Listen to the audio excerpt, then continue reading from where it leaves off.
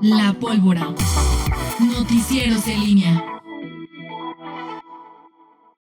7:45 a.m, estamos de regreso. Gracias por continuar con nosotros. Te saludo con mucho gusto, mi querido Miguel Zacarías. ¿Cómo estás? Muy buenos días, mi estimada Rita Zamora. Me preguntas cómo estoy. Excelente, porque yo soy uno de esos miles de aficionados. Hay de tradición, hay de corazón y hay de ocasión, pero yo soy quizá los tres, pero de los Dodgers de Los Ángeles. Por los resultados que producto de la fernandomanía. Ya platicaremos. Ya le pedí a mi querido Pablo Ruiz que en el segundo bloque me dé un espacio para reflexionar de lo que es en la nostalgia, lo que representa para los aficionados de los Dodgers, en la nostalgia, en cómo se dieron las cosas ayer, en lo bonito que es el béisbol, este título de los Dodgers de Los Ángeles. Pero bueno, platicaremos de todo ese tipo de esos asuntos. Oye, varios temas, Rita. Sí, en efecto, esta nota que dabas hace un momento del el modelo, es decir, la policía de género, Para empezar, ¿qué implica, Miguel? O sea, es decir, adecuar todo lo que tiene que ver con estas políticas que hemos visto de género, sobre todo porque en un mundo que hemos vivido durante décadas, en donde en cuanto al lenguaje, estrategias, políticas públicas están enfocadas predominantemente a un mundo en el que dominan los hombres y en el que, en el tema, por ejemplo, de policías, no sé, hace 20 años, hace 30 años, pues el porcentaje de mujeres policías era menor, las políticas y las estrategias, los modelos de atención también eran totalmente diferentes, y creo que es importante hoy que las policías, obviamente desde el ejército, desde la propia Guardia Nacional, las policías estatales, policías municipales, pues tengan esta preparación para atender esta situación. Violencia de género para atender. Violencia de género, pero también un modelo de atención, o sea, para adecuarte a hombres, mujeres, o sea, cómo tratas, cómo enfocas y cómo atiendes las emergencias. O sea, abarca muchas cosas hasta donde alcanzo a revisar. Es una iniciativa que obviamente no se trabajó, o sea, no se procesó en esta legislatura, apenas lleva justamente un mes esta legislatura, un poquito más, y no se dio en esta. O sea, es uno de los pendientes que tenía la legislatura anterior, pero que ya sale adelante, ¿no? León tiene su división de policía femenil, pero también tiene además protocolos de atención en ese tenor. León, hasta donde entiendo, sí es de los municipios que tienen un avance en ese tema. Exactamente. Por ejemplo, yo te decía que León tiene una unidad especial para atención a la violencia familiar y violencia de género. Está integrado por hombres y mujeres de policías, elementos de policía municipal, que llegan y son quienes atienden precisamente los reportes de violencia familiar. Son muchísimos. Exacto. Que son demasiados. O sea, muchísimos en nuestra ciudad los reportes de violencia de género.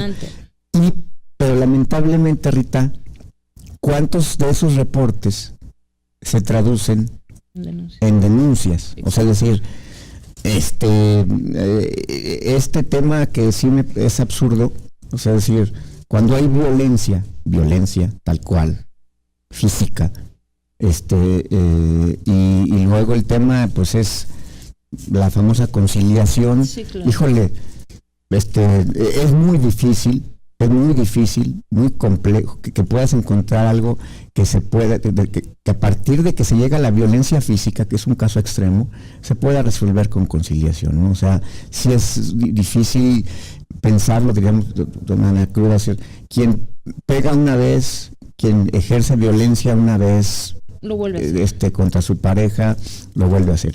Y bueno, Pero no solamente es el tema de la violencia de género y violencia familiar, sino es los protocolos de atención de policías hombres, policías mujeres hacia la población, que involucran muchas otras cosas. Que los municipios, no, o sea, ¿cuántos municipios tienen sería una buena avance? O sea, en el caso, yo te hablaba de León, porque sí, lo sé en León. Y seguramente en León faltan muchas cosas. Exacto, todo seguro, y no dudo que esto también, ya con esta reforma, pues se tengan que ajustar los protocolos que se tienen en el municipio de León también, ¿no? Sí, esa parte va a obligar a los municipios a perfeccionar o, en su caso, a implementar este otro asunto.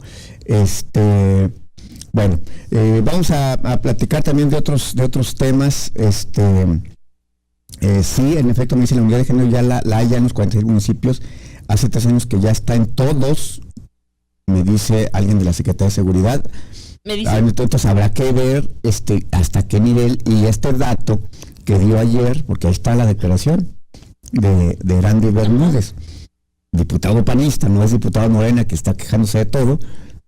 Diputado panista Erandy Bermúdez dice: no todos los municipios tienen este tema. Habrá que ver cómo se implementa, y si hay indicadores. Esto sería interesante. Quien me comenta esto pues debe saber y de conocer estos datos. Habría que acceder a estos indicadores para saber qué significa que ya estén todas estas unidades de género. Pero, insisto, no solamente tiene que ver con las unidades de atención a violencia en razón de género, tiene que ver con todo un protocolo de atención, o sea, de protocolos que tienen que ver con cómo atiendes una emergencia, no solamente cómo enfrentas la violencia de género, las denuncias por violencia de género, sino cómo policías hombres, policías mujeres. El trato a los hombres, a las mujeres. Exacto. Oye, me dice también, gracias licenciado, me dices, no hay conciliación en la violencia familiar. Sí, pero luego a lo que me refiero es, que hay una denuncia, oiga, pasó esto, hay una denuncia, una primera instancia en donde dicen me están golpeando, o mi esposo, mi marido, pasa esto, o con mis hijos, etcétera, y luego no hay ratificación. Es decir, ¿cuántas de estas, a lo que ves, cuántas se ratifican en denuncias? Se convierte en denuncia, no estoy hablando de una reacción de la autoridad, sino más bien de quien denuncia originalmente ante emergencias este tema. ¿Cuándo va y ratifica estas denuncias, no? O sea, y vaya que hay muchas denuncias por violencia familiar en el Ministerio Público, pero mi pregunta es: ¿cuántas quejas que originalmente se dan ante los números de emergencias por el primer respondiente, que es la Policía Municipal, llamadas de auxilio, se convierten y que la conciliación, a lo que iba más bien, es el perdón que se otorga a veces, o bueno, ya pasó, ya lo detuvieron, ya lo detuvieron, y ya está bien, o ya no se lo lleve, a veces así llega a pasar ese tipo de cosas. Así es. Bueno, te decía, Rita, que hoy hay sesión del Pleno del Congreso. Ayer hubo Junta de Gobierno, ayer rueda de prensa, y abordaron varios temas. Lo que nos decían ayer los empresarios, los presidentes de las fundaciones Actuando y Fe, de su reunión con Rosario Corona Amador, quien es la secretaria del Nuevo Comienzo. Bueno, pues ahí está lo que dijeron ayer los diputados, coordinadores de las bancadas. Finalmente inicia ya el proceso de extinción del Fidesec, y no es borrón ni cuenta nueva, pero sí será interesante ver qué es lo que pasa en el Ejecutivo y en el Legislativo a partir de que se materializa esta extinción. ¿Cuánto tiempo se va a llevar, Miguel? No, pues te tiene que llevar, no sé formalmente cuánto se lleva la extinción o el terminar con este fideicomiso, con la liquidación de lo que tenga que ver con las fundaciones y todo esto. Pero sí sé que lo que sustituye a este fideicomiso, que es la Subsecretaría de Fortalecimiento de Organizaciones Civiles, va a tener que estar lista ya en diciembre, o sea, porque esa subsecretaría va en el ¿cómo se llama?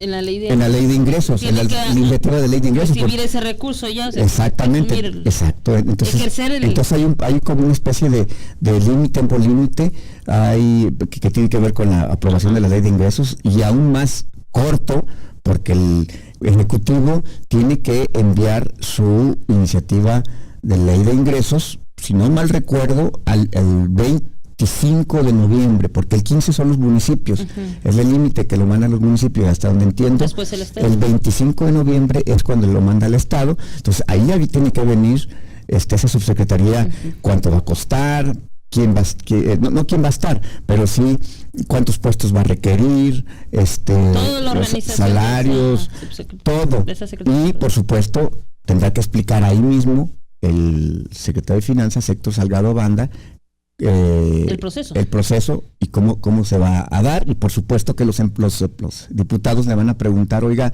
¿y cómo va la extinción del fideicomiso? O sea, esto se tiene que dar, creo yo, en los siguientes 45 días. Hoy estamos a 31 de octubre. Tiempo, entonces, Miguel. Sí, es poco tiempo, pero sí va a ser una discusión bastante interesante, sobre todo porque hoy, insisto, la conformación del Congreso pues te abre la posibilidad de muchos contrapesos.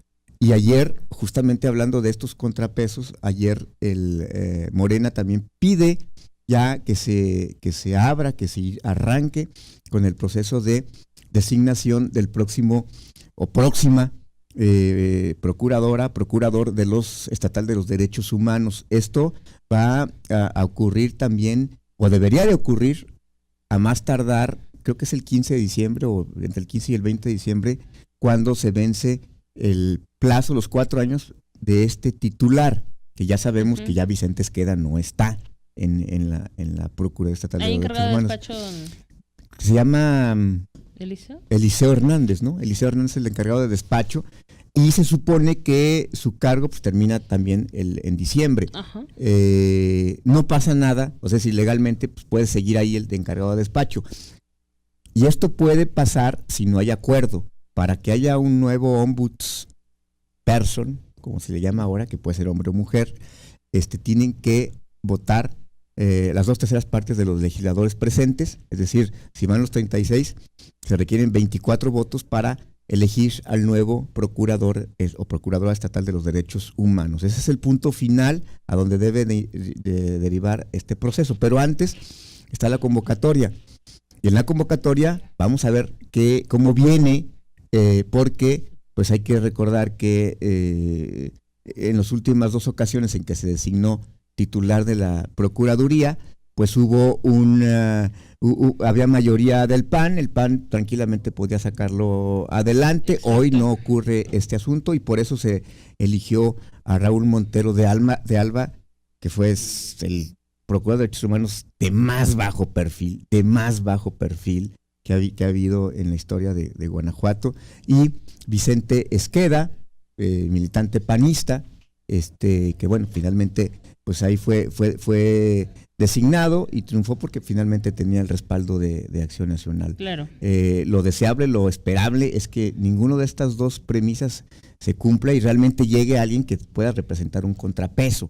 Ni Raúl ni Vicente fueron realmente un contrapeso del Poder Ejecutivo, porque finalmente hay que recordar que el Procurador de Derechos Humanos es quien defiende a víctimas de los abusos, claro, del poder político, del poder público, y tiene que ver con los gobiernos. Entonces, vamos a ver qué pasa con este tema. Todavía no se lanza la convocatoria. En la convocatoria van a venir especificados los requisitos de quienes aspiren a ser procuradora de derechos humanos. Y hay que recordar también que la gobernadora pues ha hecho de este tema también una bandera. Creó una Secretaría de Derechos Humanos. Sí. Entonces, Luis Esparza exactamente. Entonces, se supondría también, o es de esperarse, que la gobernadora apueste por un perfil que no sea comparsa, que no sea alguien a quien pues finalmente tenga más argumentos para doblarse y para no enfrentar al poder, como ha ocurrido hasta ahora. Entonces, vamos a ver qué pasa en los próximos días. Vamos a ver primero las reglas. Ahí va a venir todo, Rita. ¿Qué requisitos? El perfil, y ya sobre todo también porque luego dice, bueno, cumple el perfil, ¿no? También tiene que ver con por lo que ofrezca ya sobre en los hechos. Todos los procuradores de los derechos humanos han cumplido hasta ahora con el perfil que marca la ley, claro. Pero eso no significa que pues estén a la altura de las circunstancias. En fin, ya estaremos pendientes, platicamos en el siguiente bloque, Rita, de otros temas, pero sí también dejar abierta la posibilidad. Habrá por primera vez una mujer en la Procuraduría Estatal de los Derechos Humanos, es decir, ya que hay ¿por qué no? este tema de equidad, exactamente. O sea, la pregunta es, ¿habrá esto? Sobre todo porque al final la propia bancada que tiene más diputados puede incidir en todo este tipo de cosas, ¿no? Y pueden adecuarse las circunstancias para que se propicie que pues, haya una procuradora, una mujer en la Procuraduría Estatal de los Derechos Humanos. Ese es otro tema que estará por revisarse. Ya veremos si en los candidatos... seguramente habrá candidatos. Exacto, lo que te iba a decir, o sea, que también sean mujeres las propuestas, ¿no? Y platicamos de los temas de las auditorías ayer. ¿A fondos? Fondos Guanajuato, sí, pero lo que me llamó la atención es que el diputado Sergio Contreras, nadie le dijo que Fondos Guanajuato no prestó el préstamo del Club León de 230 millones de pesos. Y bueno, ya platicamos de ese asunto. Eso vino de finanzas, lo platicamos en el siguiente bloque. Muy bien, muchas gracias, Miguel. Nos encontramos de nuevo en unos minutitos. Vamos a una pausa, 8 de la mañana con 2 minutos y regresamos enseguida. 8 de la mañana con 50 minutos, estamos de regreso. Gracias por continuar con nosotros. Te saludamos de nuevo, mi querido Miguel Zacarías. ¿Cómo estás? ¿Qué tal? Buenos días nuevamente. Un comentario que me hacen gente del Poder Judicial sobre, a ver, aquí está, del tema de las denuncias. Ajá. Me dicen que el delito de violencia familiar es el delito que más causas tiene en el Estado, 22%, seguido del de posesión simple de narcótico con 20%.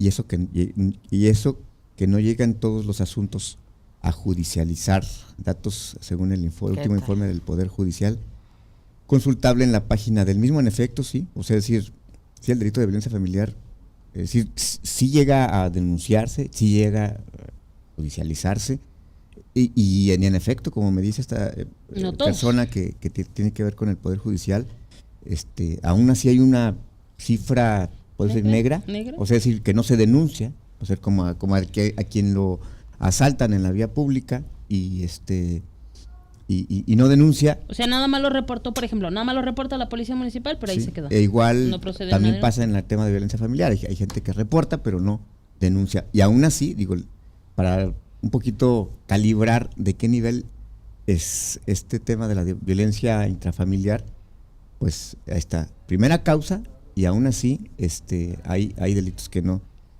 hay gente que no denuncia. No, hay gente que ni siquiera llega a un reporte, ¿eh? Sí. O sea, hay casos donde muchos casos que se quedan en el silencio. Sí, o porque se normaliza, o porque se llega a una resignación. Es muy complejo, Miguel. Sí, es un tema. Lo que hay detrás de la violencia familiar, todas estas historias, o sea, es muy, muy complejo. Es un tema, claro, yo creo que es de los más difíciles. Sí, muchas violencias que atraviesan a las familias y a las personas que están involucradas. Y en el tema de las policías me llama la atención, o sea, estos programas de capacitación que se proponen, porque también es cierto que es al ser unos delitos más comunes, también es uno de los delitos más violentos que afectan a los oficiales y a los policías. O sea, la forma en la que se reciben, ¿no? Yo recuerdo un caso, es que no me acuerdo hace cuánto fue, seguramente me van a ayudar, de una discusión que había precisamente en una casa, llegan y a los que les disparan es a los policías. Ah, sí. O sea, y es dentro de un tema de violencia familiar. O sea, también se requiere capacitación, protocolos muy específicos para atender estos reportes, no nada más como llegar aquí, ¿qué está pasando? Oiga, ¿quién golpea? No.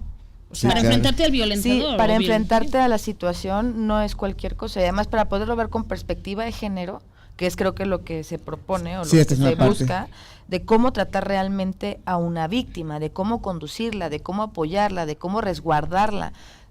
Así es. No es Sí, cosa sí es fácil. complejo y también, bueno, pues también decir que luego este tipo de cosas, desde mi óptica, pues no tienen, muchas veces no tienen que ver tema de la violencia intrafamiliar, pues no es un asunto que necesariamente pues, le toque resolver o que la mayor responsabilidad sea del gobierno, como puede ocurrir con otros delitos. Puede el tema de las asaltos en vía pública, el robo a casa habitación, que tiene que ver, pero el de la violencia intrafamiliar sí me parece que tiene que ver ya más con un tema en donde es menos lo que tendríamos que culpar a responsabilizar a cualquier autoridad, sea del nivel que sea. Bueno, Excepto las fiscalías. Yo ahí no coincido. Bueno, o sea, creo que ahí no, en un por tema de supuesto. persecución de delitos, de no, por inhibición, supuesto. Sí, le no, por toca. supuesto. Sí, ya al ocurrir el delito. Sí, pero me refiero a la génesis, al tema de Como el tema de cultura, ¿por qué el se tema da de este por qué delito? se da. ¿Por qué se da?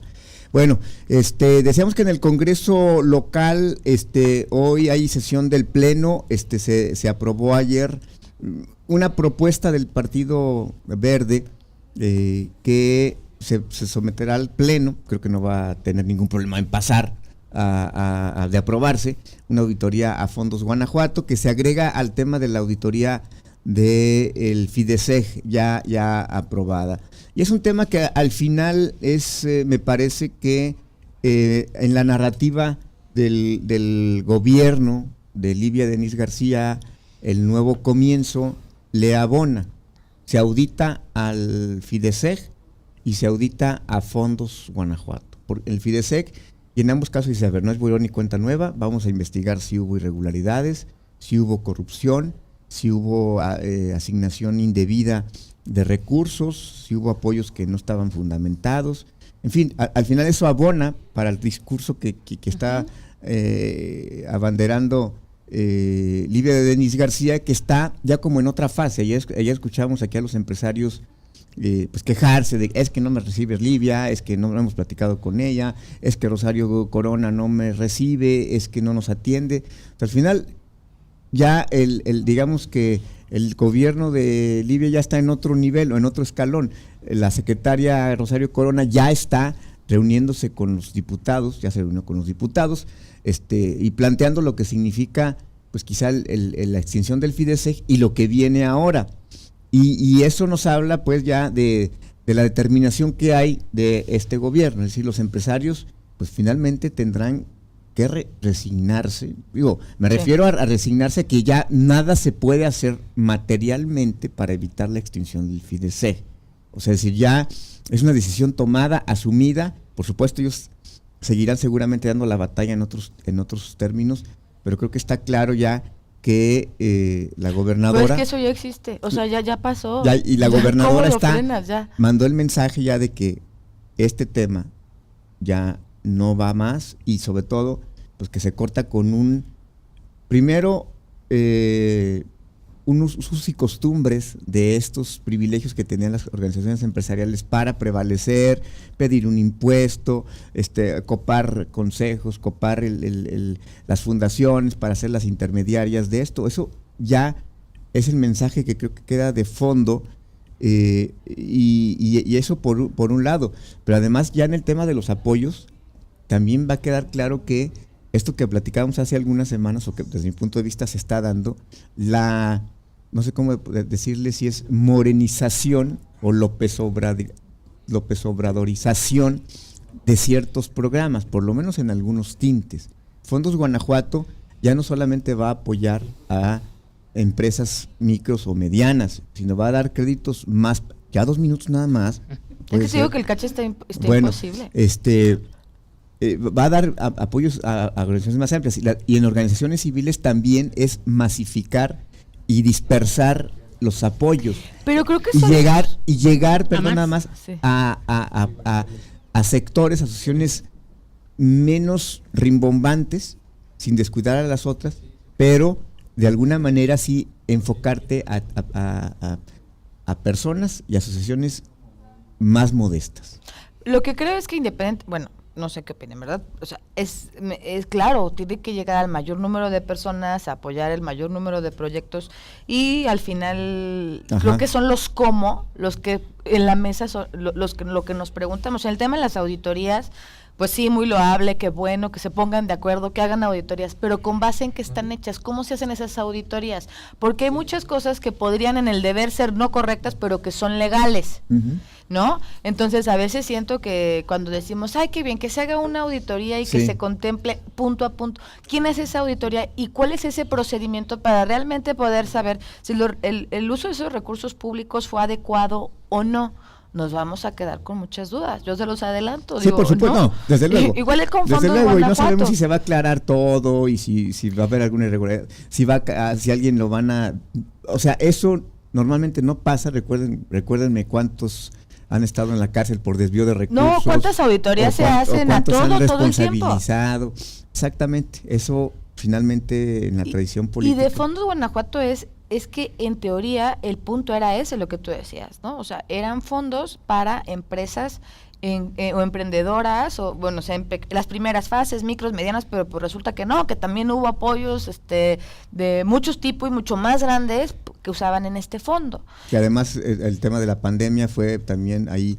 Pues entre pretexto y determinante y a veces para algunos muy útil, ¿no? Y muy, muy pertinente. Sí. No lo sabemos, vamos a ver qué es lo que sucede y las condiciones de esta auditoría que se viene. Interesante de todas formas, ¿no? El tema de la rendición de cuentas y estar pendientes. Así es.